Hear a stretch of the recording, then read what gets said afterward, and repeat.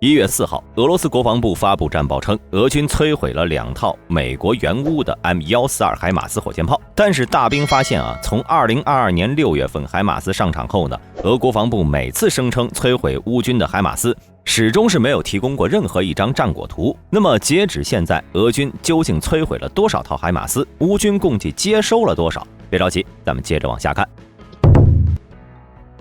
前不久的跨年夜，俄军是遭遇重大损失。当时乌军使用海马斯袭击了位于顿涅斯克的俄军临时部署点，不仅让这个临时部署点呢化为一片废墟，还炸死炸伤约700名俄军士兵。面对乌军送给他们的回礼，俄军迅速展开报复行动。1月3号，俄军在巴赫穆特、莱曼、库皮扬斯克、阿夫迪耶夫卡方向呢同时发动进攻，同时他们使用各式火炮和坦克，共发动了224次袭击，与乌军进行了34场战斗，共计损失213名士兵。如果加上同一天，乌军总参谋部公布俄军在赫尔松战场伤亡的500人，那么仅一天时间呢，俄军伤亡人数就高达700多人。从以往看，的确非常罕见。很明显，乌军在跨年夜对俄军的突袭真的是把俄军搞疼了。而根据俄国防部当天发布的战报，他们似乎取得的战果还不错，摧毁了2套海马斯、4套捷克制造的 RM70 吸血鬼多管火箭炮，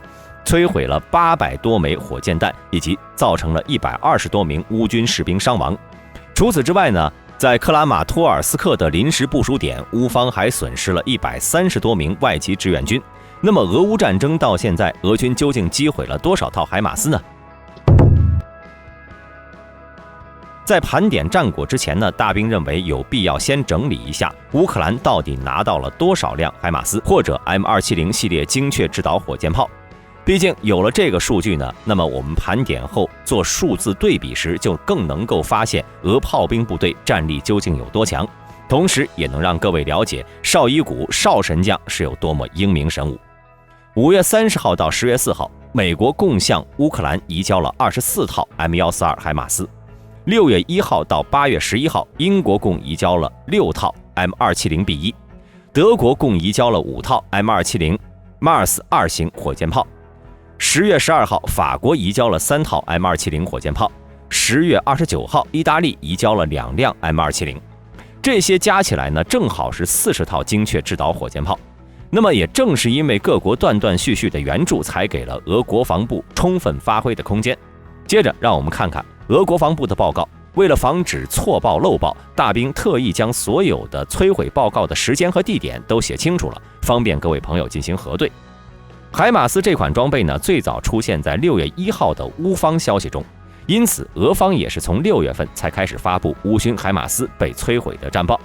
但是仅半年时间呢，俄国防部有关海马斯和 M270 的战报就高达21条。所以各位朋友，如果对统计过程不感兴趣的话，也可以直接调到第3节视频观看。6月7号，俄军对顿涅斯克的马洛塔纳尼夫卡乌军定居点附近空射高精度导弹，摧毁了2台美制的海马斯多管火箭发射器和2个弹药库。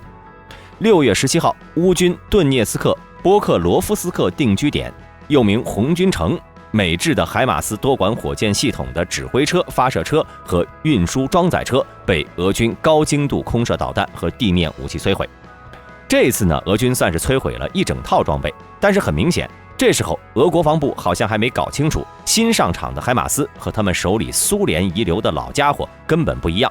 海马斯不需要额外的装卸车，可以直接尾对尾吊装。7月22号，俄国防部报告，7月5号到20号期间，美军移交到乌克兰的海马斯多管火箭炮系统的4辆发射车和1辆运输装载车被高精度地面和空中武器摧毁。从这里我们可以看出在俄国防部通告里，他们反复强调自己用了高精度武器，这就比较有意思了。一般来讲呢，俄军缺什么，他们就喜欢强调什么。8月1号，俄军对哈尔科夫市的乌克兰能源机械厂发起了一次高精度打击，2辆海马斯被摧毁。好家伙，花了2个月，俄国防部终于搞清楚海马斯是不需要额外装载车的，所以就不在通报里出现了。8月6号，在一次俄军的反炮击战斗中，乌军在哈尔科夫州皮亚蒂戈尔斯科耶定居点，乌克兰自研的埃德尔 M 和海马斯火箭炮各被摧毁了1个排，1个排又是3辆车，这下又显得俄国防部消息不灵光了。因为海马斯总是双车编队。至于这个 IDL-M， 它脱胎于俄制的 BM-30龙卷风火箭炮，射程有很高的提升，从90公里提到了120公里以上，同时可以加装制导系统，大大提高了打击的精度，曾经有过125公里的记录。由此我们也可以知道啊，在战场上并不是只有海马斯可以对俄军造成威胁的。8月8号，顿涅茨克州的克拉马托尔斯克地区，海马斯火箭炮战斗车辆被摧毁。大兵查到这个信息的时候呢，属实是迷糊了，因为这条战报中呢，并没有具体说是多少辆。那么这样，我们替少神将给乌军个面子，就不计算了。8月13号，还是在克拉马托尔斯克地区乌军定居点附近，一辆海马斯发射车和一个弹药库被摧毁。9月3号，顿涅茨克的顿河军事但丁罗夫卡地区，乌军一辆海马斯发射车和一辆弹药运输车以及30名战斗人员被摧毁。9月9号，哈尔科夫地区切尔伯尼多涅奇定居点附近，一辆海马斯被摧毁。9月22号，在哈尔科夫州莫纳奇诺夫卡附近，俄空天军袭击了乌军93机步旅的人员和装备，其中包含一辆海马斯发射车。同一时间段，俄陆军部队在南线战场对尼古拉耶夫州别列兹涅古瓦杰地区乌军定居点展开攻击，击毁了一个排的海马斯，也就是9月22号共计4辆。9月25号，在尼古拉耶夫亚夫基诺火车站附近，乌军一辆海马斯发射车被摧毁。9月29号，俄军在第聂伯罗巴普洛格勒地区的反炮击战斗中，乌军一辆海马斯被压制。那么这又给大兵出难题了，压制算什么？能不能算作被摧毁？好吧，这里就算是给少神将又一次给乌军面子，不往里面算了。9月30号，在尼古拉耶夫市附近的反击战中，乌军一个排的海马斯发射车又被摧毁。10月1号，俄空天军对扎波罗热市附近乌军第65机械化旅第2营和火箭炮营的临时部署点进行了精确打击，摧毁了乌军10件军事装备、2辆海马斯发射车以及多达60名乌军士兵。10月30号，俄军使用导弹袭击了哈尔科夫州斯塔罗维罗夫卡地区乌军定居点，2辆海马斯被摧毁。11月20号，顿涅茨克州克拉马托尔斯克的乌军定居点附近，俄空天军再次高精度导弹摧毁2辆海马斯火箭炮。12月1号，俄军在顿涅茨克州奥列霍瓦特卡附近的反击炮战中呢，乌军海马斯火箭炮和相关人员被摧毁。好吧，这次又是没报具体数量，那咱们来算1辆吧。12月7号，乌军在克里维里赫市冶金厂车间内存放的导弹和火炮武器库遭到俄军陆基精确武器的打击，70多枚海马斯制导火箭弹和2辆 M270多管火箭发射车被摧毁，另有4辆遭到严重损坏。看到没有，海马斯已经被打完了，现在是收拾履带势力的时刻了。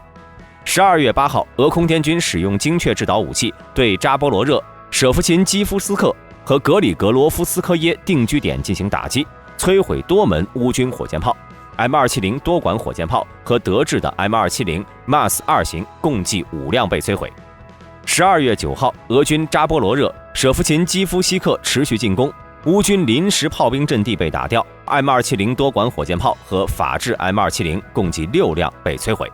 最后则是前2天的战报。1月3号，作为对乌军跨年夜回礼的反击，俄军在巴赫穆特、莱曼、库皮扬斯克、阿夫迪耶夫卡方向同时发动进攻，他们使用各式火炮、坦克，共计发动224次袭击，对乌军进行了34场战斗，共计摧毁2套海马斯火箭炮、4套捷克制造的 RM70吸血鬼多管火箭，摧毁800多枚火箭弹，以及造成120多名乌军士兵伤亡。好了，到这里咱们就可以开始综合统计了。虽然中间大兵替少神将给了乌军3次面子，有一些误差，不过呢，即便是这样，算上12月7号被严重损坏的4辆，俄国防部在通告中共计摧毁的49辆各国援助的海马斯以及 M270多管火箭炮。是的，俄军在与乌军的反炮击战斗中呢，摧毁了122.5%的乌军装备。也就是说，俄军将乌克兰那可怜的40辆外援火箭炮摧毁完，不知道又从哪儿拉出来9辆，又帮乌军给摧毁了。这简直就是人类战争史上的壮举啊，也是反炮击战斗中最傲人的战果。其战报注水过量，真是到了令人生草的程度。大兵啊，建议再加点料，创作成歌曲，叫做《俄族导弹上帝指引》，向美国和北约喊话：你们还欠我9辆海马斯 M270。都给记账上了，白纸黑字马上交出来，否则利滚利，时间拖越长，交的越多。不过话又说回来了，大兵还有一个小小的问题啊，截止12月8号，俄军就已经摧毁41辆了。那么之后到底是谁在向俄军的指挥所、弹药库和装卸站发射火箭弹呢？既然海马斯如此不堪一击，为什么各国还对这款装备趋之若鹜呢？这一点其实很好解释，因为在俄国防部的战报中，从来都没有提供过海马斯 M270 被摧毁的相关证据。